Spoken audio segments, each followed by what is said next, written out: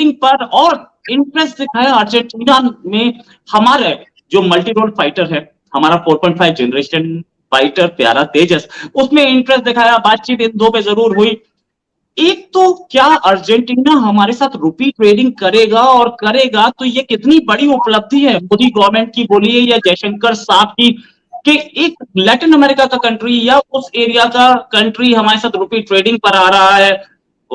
World की दूसरी economies में कितना ऐसा होता है कि भाई एक कंट्री की करेंसी में ट्रेडिंग हो, सब लगभग डॉलर ट्रेडिंग पसंद करते हैं। और तेजस के लिए ये उपलब्धि, मलेशिया के बाद तेजस दूसरे कंट्री जा सकता है। सर एक चीज कितनी बड़ी उपलब्धि है रुपी के लिए और तेजस के लिए। डॉक्टर जयशंकर साहब जब अब की बार गए थे तो पहले गए ब्राजील से गए यूरुग्वे और पैराग्वे गए थे, और उसके बाद ये आए अर्जेंटीना। अब यहाँ मैं थोड़ा अर्जेंटीना में जाने से पहले एक चीज पासिंग रेफरेंस एक छोटा सा देना चाहूंगा दर्शकों को।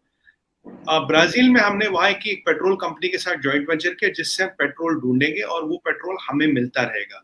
ऑयल रिटेंडेंस में एक और हमने एक बड़ा स्टेप लिया है, एक बड़ा स्टेप हमने लिया है जिससे हम एक ज्योग्राफिकल ऑयल रिटेंडेंस में, आज हम मिडिल ईस्ट से ऑयल ले रहे हैं, आज हम अमेरिकन से ऑयल ले रहे हैं, आज हम रशियन से ऑयल ले रहे हैं, और अब हम ब्राजील से ऑयल लेंगे। तो ये भी एक इंपॉर्टेंट स्टेप है, ये भी एक इंपॉर्टेंट चीज है जो आपको मैं बताना चाह रहा था। अर्जेंटीना गए तो रुपी ट्रेड की बात हुई। अर्जेंटीना में की थोड़ी यूके से अनबन है, राइट? यूके से अनबन है, रिलेशन खराब है फॉक आइलैंड्स को लेके। एक आइलैंड चेन है थोड़ा अर्जेंटीना के रीजन, फॉक आइलैंड्स कहते हैं, उनके लिए एक लड़ाई भी हुई थी। वहां का जो एयरफोर्स है काफी आउटडेटेड हो चुका, तो कुछ पुराने मिराज बचे, उनके पास और कुछ ज्यादा बचा है नहीं। अब डॉक्टर जयशंकर साहब वहां जाते तो हमने 2-3 अचीवमेंट्स कर ली वहां पे। पहली अचीवमेंट रोहित भाई जो हमने की है, हमने उन्हें मनाया रुपी ट्रेड के लिए। अभी जो ट्रेड है 5.5 बिलियन यूएस डॉलर्स का है, it is 5.5 billion US dollars. अब ये इस ट्रेड को करने के लिए हमें डॉलर देने की जरूरत नहीं, रुपये में ये ट्रेड हो सकता है, पहली बात। दूसरी बात, अर्जेंटीना के पास सर लिथियम का खजाना है, और लिथियम हमें किस लिए चाहिए? लिथियम हमें चाहिए ईवीज के लिए, ईवीज की बैटरी के लिए, और लिथियम पे अब तक चाइना का वर्चस्व था। जहां जहां लिथियम था वहां चाइना ने अपनी पकड़ बना रखी थी।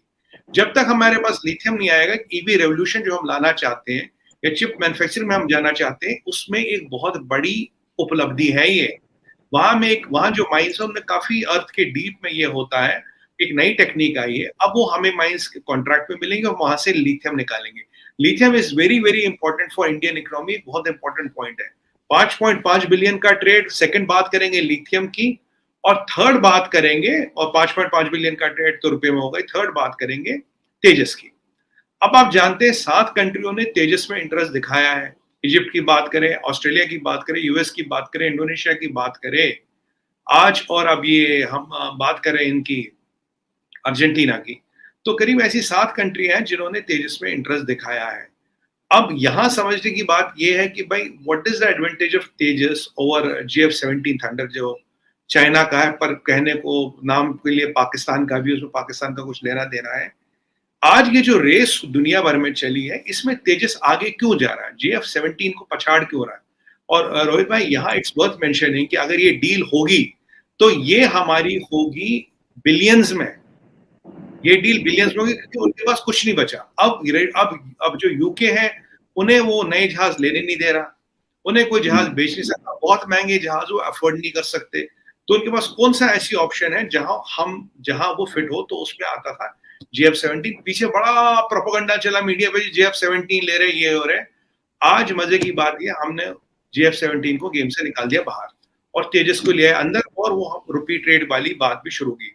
अब रुपी करीब 25 कंट्रियों में ट्रेडेबल करेंसी हो गई, 50 कंट्रियों में होती इंटरनेशनल करेंसी बन जाएगी। ये जो हम चुपचाप उपलब्धियां कर रहे हैं, लोगों को बताते हैं, ब्राजील के साथ एक MOU किया जिससे हमारा ऑयल रिटेंडेंस और डिपेंडेंस बहुत हद तक ज्योग्राफिकली डिस्पर्स हो गया। The concept is called for geographical redundance, जो हमने तेल के लिए भी कर दिया। We are one of the few countries to achieve that. तार साहब, चाइनीज इन्वेस्टमेंट तो फेल हो गई है, वो तो अरबों डॉलर लेके आए और पता नहीं चला कि वो किधर गई इन्वेस्टमेंट। बहुत सारा पैसा तो डूब गया, इंफ्रास्ट्रक्चर डूब गया, बहुत कुछ हो गया। क्या कतर और सऊदी अरब का जो पैसा है वो पाकिस्तान में आप क्या समझते हैं सही तौर पे लग सकेगा, या कि वो भी जो है इसी तरह ही और पंजाबी जाने ने कुत्ती किताबी हो जाएगी जिस तरह चाइनीज पैसे के साथ हुआ? तो आप इसको कैसे देखते हैं? क्योंकि ये पैसा तो जनरल बाजवा लेके आए हैं।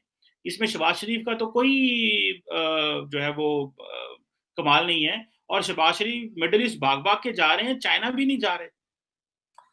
देखिए, उसमें चीमा साहब वो $26 बिलियन जो आपने चाइना का खाया, वो भी गया कहीं नहीं, वो इधर ही लंदन या इधर अमेरिका में, कनाडा में पड़ा है। और उसमें आपने बड़ी खूबसूरती के साथ चाइना को बेवकूफ बनाया है। लेकिन मेरे ख्याल में जो सऊदीज और जो खलीजी हैं, वो इतने ज्यादा बेवकूफ नहीं है। आपको मैं यहाँ पे याद कराना चाहूंगा कि कतरी जो कहते हैं कि वो कहते हैं हम पाकिस्तान में इन्वेस्टमेंट करेंगे, लेकिन हमारी अपनी कॉर्पोरेशंस जाएंगी वहां पे। अब मेरी flooding. The climate catastrophe has killed more than 1,000 people, with many more injured. Millions are homeless. Schools and health facilities have been destroyed. Livelihoods are shattered. Critical infrastructure wiped out, and people's hopes and dreams have washed away.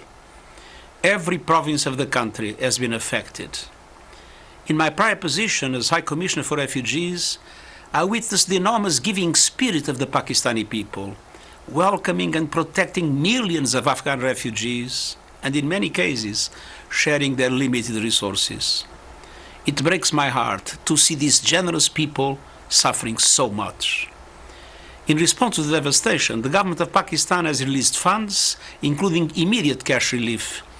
But the scale of needs is rising like the floodwaters, and it requires the world's collective and prioritized attention. The United Nations is issuing a flash appeal for $160 million to support the response led by the government of Pakistan. These funds will provide 5.2 million people with food, water, sanitation, emergency education, protection, and health support. Dear friends, South Asia is one of the world's global climate crisis hotspots. People living in these hotspots are 15 times more likely to die from climate impacts. As we continue to see more and more extreme weather events around the world, it is outrageous that climate action is being put on the back burner as global emissions of greenhouse gases are still rising, putting all of us, everywhere, in growing danger. The government of Pakistan has asked for the international community's help. Let us work together to respond quickly and collaboratively to this colossal crisis. Let us all step up in solidarity and support to the people of Pakistan in their hour of need. Let's stop sleepwalking towards the destruction of our planet by climate change. Today, it is Pakistan. Tomorrow, it could be your country. Thank you. मैं हूं jasmine मंजूर और आप मुझे देखेंगे सिर्फ बोल पर।